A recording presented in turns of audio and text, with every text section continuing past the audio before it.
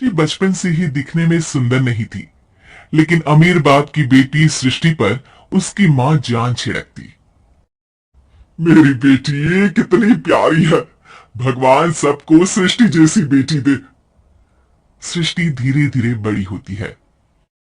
एक दिन सृष्टि की सहेली कहती है, तू दिखने में कितनी अजीब सी है, लेकिन मैं जानती हूँ हम सब में सबसे अच्छी शादी तो तेरी ही होगी।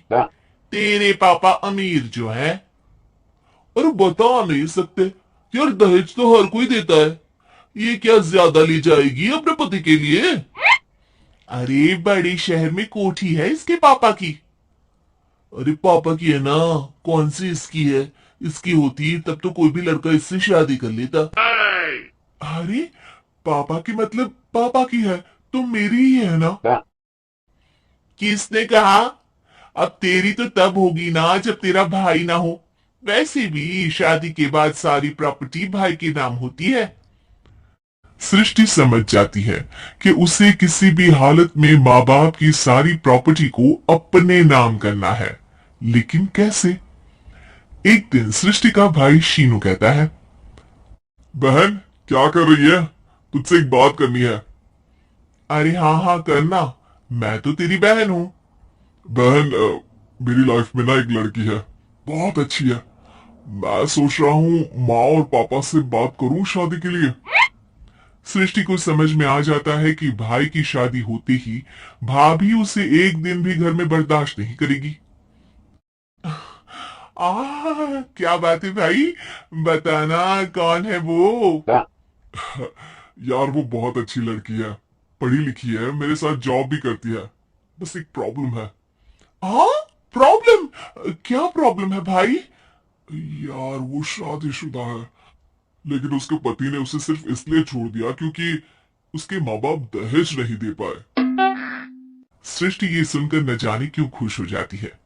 अरे भाई तो क्या हुआ, लड़की तुझे तो पसंद है ना? शीनू को लगता है कि बहन उसे समझ रही है। वो इस बात से अनजान होता है कि उसकी बहन की मंशा पूरा घर हड़पने की है।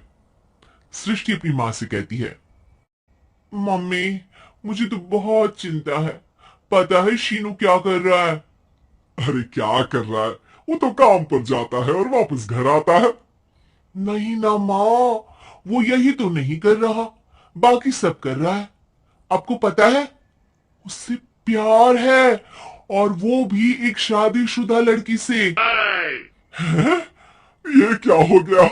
मैं सोसाइटी में क्या मुंह दिखाऊंगी? अरे तेरे पापा तो यही कहेंगे कि मैंने ही उसे बिगाड़ दिया है। माँ देखो, मेरी बात मानो, पापा पर भी विश्वास करने की जरूरत नहीं है। अब आप ही बताओ, पापा इतनी देर घर के बाहर रहते हैं क्यों, बोलो? अरे बेटा वो तो नौकरी करते हैं ना। तू बहुत भोली है माँ।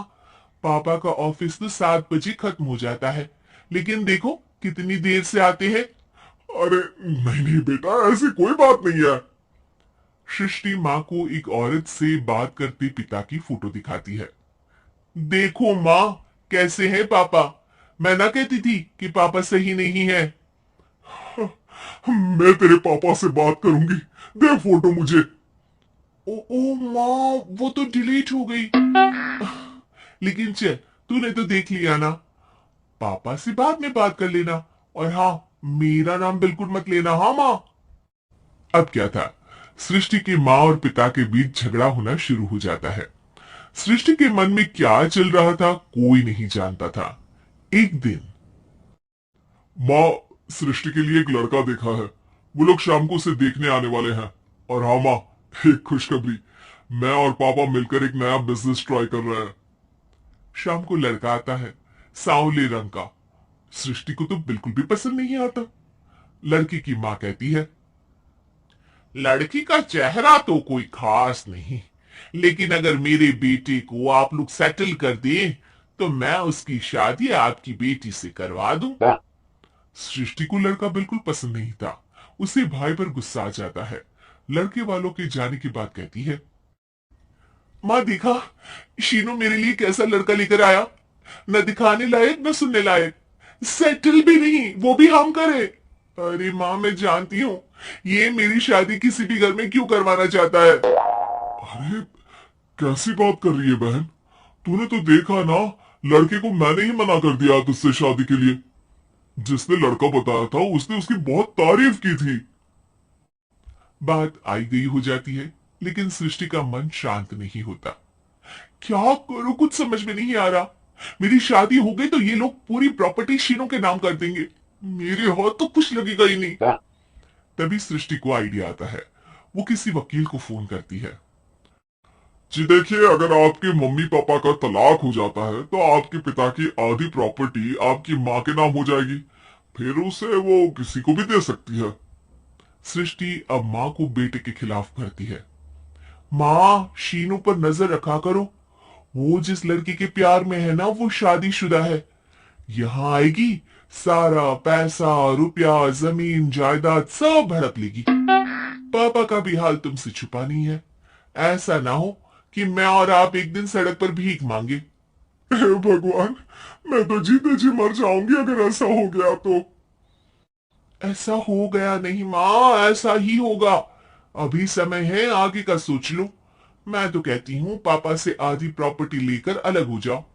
पापा की आधी प्रॉपर्टी भी हम लोगों को अगर मिल जाती है ना, तो अगले 7 जन्म सफल समझो।